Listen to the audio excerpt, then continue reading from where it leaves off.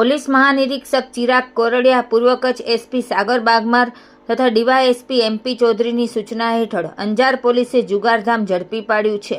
Anjar PI એચ.એ. જાડેજાની ટીમે બાતમીના આધારે ભીમાસર ગામના પાવર ગ્રીડવાળા રસ્તા ઉપર વેલ્ડિંગ વિસ્તારની જાહેર જગ્યામાં દરોડો પાડી ગંજીપાનાથી રૂપિયાની હારજીતનો જુગાર રમતા 7 શખ્સો રામસંગ શંકર ઠાકોર, મયુર કરસન હુંબલ, કાનજી હીરાભાઈ હેઠવાડિયા, પરબત રામજી બારોટ, જાહિદ ખાન સાહિદ ખાન પઠાણ, હરેશ રણવીર આહિર અને રણછોડ લાગાભાઈ કાગીને ઝડપી પાડ્યા હતા. પોલીસે આરોપીઓ પાસેથી રોકડા રૂપિયા 49,600, 7 મોબાઈલ, 2 મોટરસાઇકલ તથા ગંજીપાના મળી કુલ 1,26,700નો મુદ્દામાલ કબજે કર્યો છે. આ અંગે અંજાર પોલીસ સ્ટેશન ખાતે જુગાર ધારા હેઠળ ગુનો નોંધી આરોપીઓ વિરુદ્ધ કાયદેસરની કાર્યવાહી હાથ ધરવામાં આવી છે.